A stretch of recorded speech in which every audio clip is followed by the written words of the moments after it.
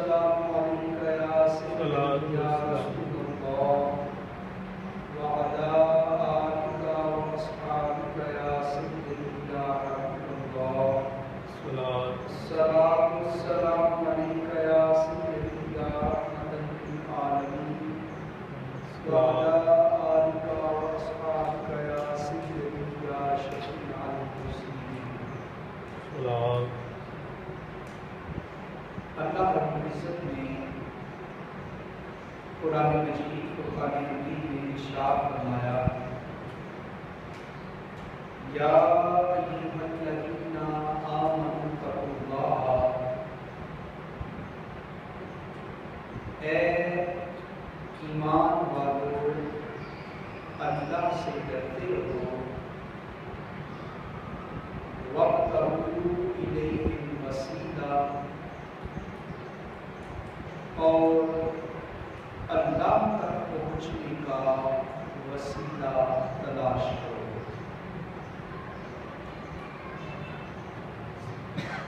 اس آیت میں خالق کائنات نے ہمیں وسیلہ تلاش کرنے کا حکم ارشاد فرمایا ہے۔ وسیلہ کہتے کسے ہیں؟ کس کس چیز کا وسیلہ رکھا جا سکتا ہے؟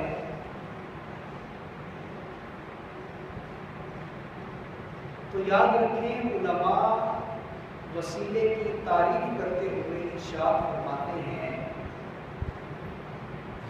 تقرب الی اللہ بالطاعات، کہ نیکیوں کے ذریعے اللہ کا قرب حاصل کرنا یہ وسیلہ ہے۔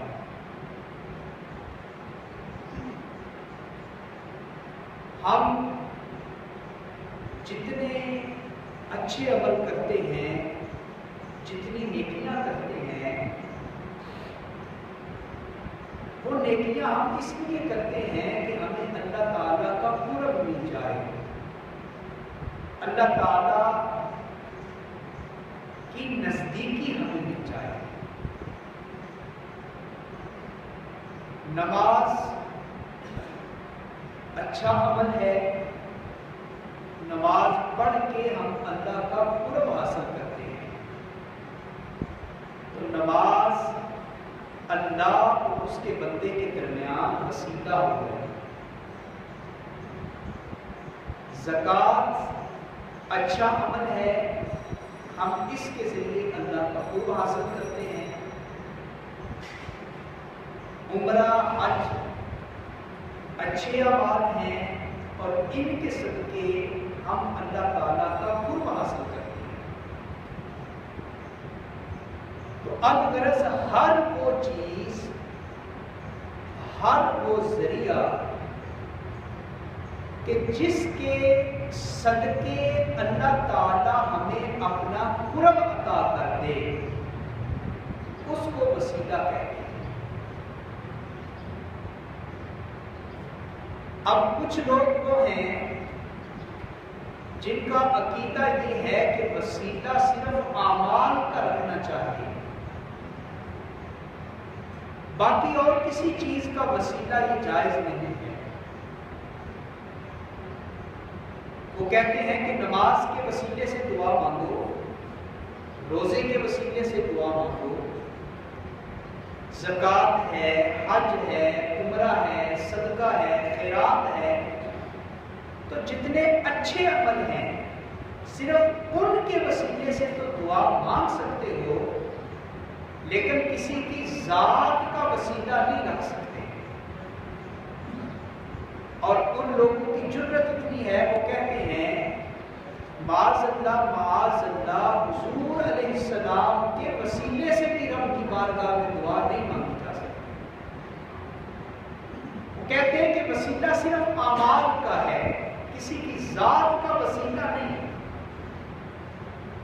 لیکن ہم بڑے ادب سے انہیں جواب دیتے ہیں کہ بھائی دیکھو، تم کہتے ہو کہ نماز کا وسیلہ تو جائز ہے، حضور کا وسیلہ جائز نہیں، تو ذرا ہمیں یہ تو بتاؤ کہ نماز تمہیں سکھائی کس نے ہے؟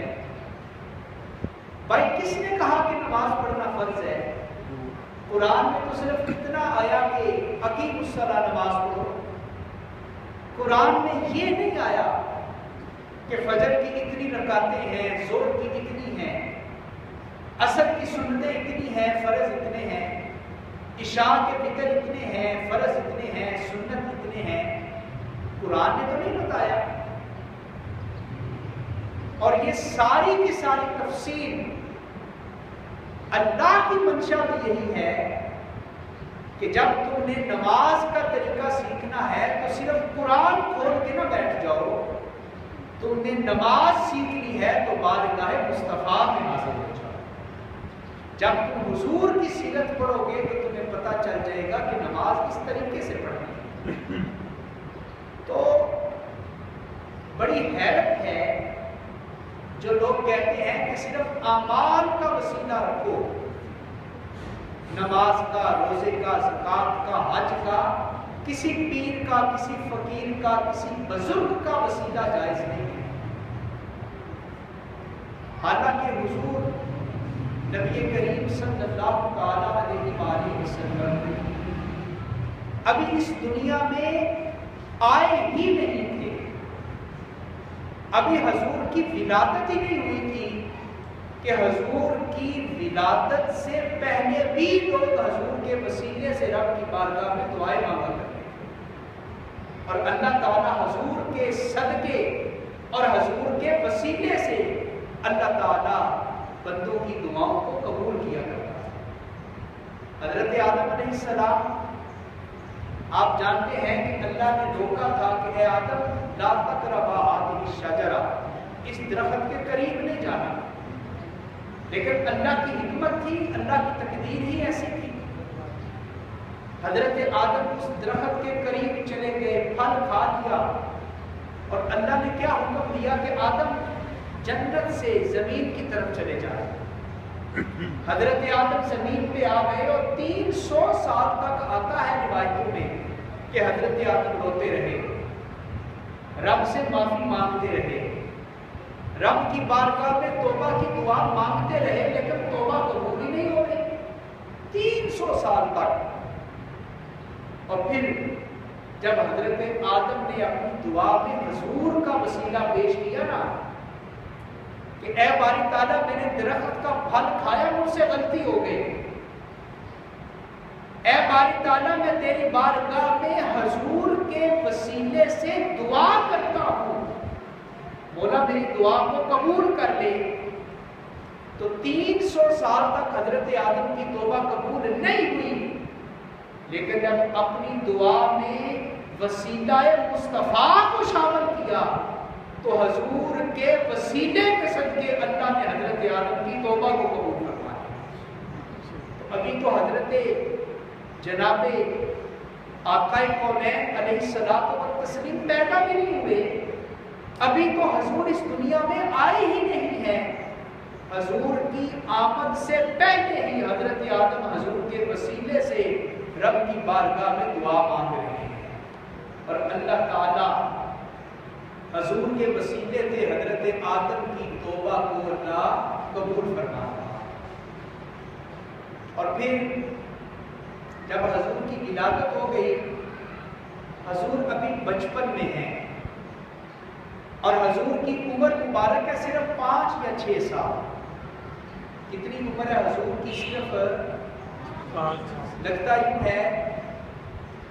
اور یہ جب کہ بندہ بول رہا ہوتا ہے نا تو وہ یہ چاہتا ہے کہ لوگ کم از کم اس کی بات سن رہے ہیں یا سو رہے ہیں، تو اس لیے تھوڑی تھوڑی دیر کے بعد ذرا بولا کریں تاکہ پتہ چلے کہ آپ سو نہیں رہے، سن رہے ہیں۔ مکہ شریف میں قحط پڑ گیا، بارش نہیں ہوئی، کھانے پینے کا سامان ختم ہو گیا، حضور نے اعلان نبوت نہیں کیا، ابھی عمر بچپن ہے، 5-6 سال عمر ہے۔ تو مکے والوں کی اکثریت بت پرست تھی، کبھی وہ ایک بت کے پاس، کبھی دوسرے کے پاس، کبھی تیسرے کے پاس نذرانے دے رہے ہیں، منتیں چڑھاوے چڑھا رہے ہیں اور بتوں سے بارش کی دعا مانگ رہے ہیں لیکن بارش نہیں۔ اب کسی نے کہا کہ تم نے اپنی ساری کوششیں کر لی، تمہاری دعا قبول نہیں ہوئی، کیا تم نے دیکھا نہیں کہ حضرت عبد المطلب کے گھر حضرت عبداللہ کا ایک بیٹا پیدا ہوا ہے، لوگ جس کو محمد کے نام سے یاد کرتے ہیں، پڑھ دیں صلی اللہ لوگ انہیں محمد کہتے ہیں۔ وہ بچہ بڑا خوبصورت ہے، وہ بچہ بڑا حسین و جمیل ہے، اگر اس بچے کے وسیلے سے ہم دعا مانگے نا، ہو سکتا ہے ہماری دعا قبول ہو جائے۔ لوگ حضرت عبد المطلب کے پاس گئے، انہیں بھی ساتھ لیا، حضور کو بھی ساتھ لیا، سیدھے حرم میں آ گئے، اور تاریخ کی تقریباً ساری کتابوں میں یہ واقعہ لکھا ہے کہ حضور کو انہوں نے کعبہ شریف کے ساتھ ٹیک لگا کے کھڑا کر دیا، حضور کی پشت مبارک، حضور کی کمر مبارک دیوار کعبہ کے ساتھ چمٹ گئی ہے، اور صحن حرم میں لوگ صفے بنا کے کھڑے ہو گئے ہیں، اور لوگ دعا کس طرح مانگ رہے ہیں، انداز کیا ہے؟ دعا مانگ رہے ہیں، اے باری تعالیٰ اس خوبصورت چہرے والے بچے کے وسیلے سے ہم دعا مانگتے ہیں، ہماری دعا کو پورا فرما دیں۔ اور جب انہوں نے اپنی دعا میں چہرہ مصطفیٰ کا وسیلہ پیش کیا تو کیا ہوا؟ لوگ کہتے ہیں کہ جب یہ دعا مانگی نا کہ اللہ اس روشن چہرے کا وسیلہ تیری بارگاہ میں رکھتے ہیں، بارش عطا کر دے۔ لوگ کہتے ہیں کہ دعا مانگ کے ابھی اپنے گھروں میں نہیں پہنچے تھے کہ چہرہ مصطفیٰ کے صدقے اللہ نے رحمت کی بارش عطا کی۔ اور حضور کی عمر کتنی ہے؟ صرف 5-6 بول گئے، کتنی عمر ہے؟ صرف 5-6 سال۔ آج لوگ کہتے ہیں نبی کے وسیلے سے دعا نہ مانگو، ڈائریکٹ دعا مانگو۔ ارے تم ڈائریکٹ دعا مانگنے کا کہہ رہے ہو، ابھی تو حضور بچپن میں ہیں، بچپن میں ہی مکے والے حضور کے وسیلے سے رب کی بارگاہ میں دعائیں مانگ رہے ہیں۔ اور جب بارش ہو گئی نا تو حضور کے چچا حضرت علی کے والد حضرت ابو طالب نے حضور کی نعت کی تھی، اور اس نعت کا ایک مصرع ہے، اب یستسقل حمام بوجہہ۔ اس کا مطلب یہ ہے کہ اللہ نے ہمیں اتنا خوبصورت بچہ عطا کیا ہے کہ اس بچے کے روشن چہرے کا وسیلہ جب ہم اللہ کو پیش کرتے ہیں تو اللہ اس کے چہرے کا وسیلہ اللہ قبول فرمائے گا۔ حضرت ابو طالب نے نعت لکھی بچپن میں، اور پھر حضور کو یہ نعت کتنی پسند تھی۔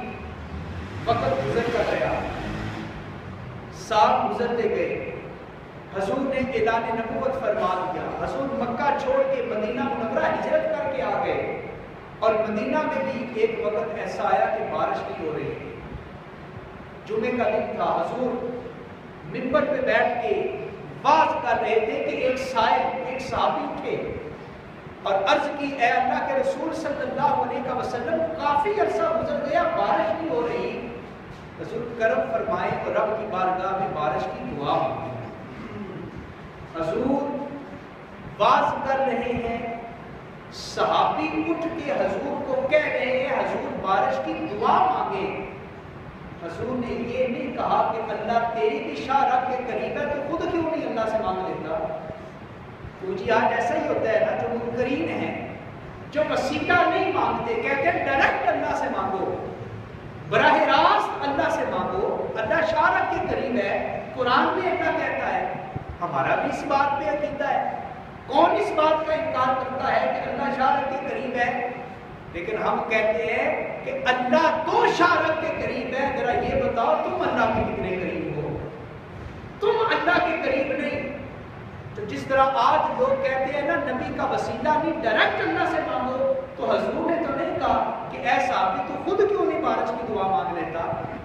تیرا بھی تو اللہ وہی ہے نا جو میرا ہے، مجھے بھی وہی رزق دیتا ہے جو تمہیں دیتا ہے، تم خود کیوں نہیں دعا مانگتے؟ حضور نے نہیں کہا، بلکہ صحابہ کہتے ہیں حضور نے بیٹھے بیٹھے رب کی بارگاہ میں ہاتھ اٹھا دیے، اور رب کی بارگاہ میں حضور نے دعا کی کہ اے باری تعالیٰ رحمت کی بارش نازل کر۔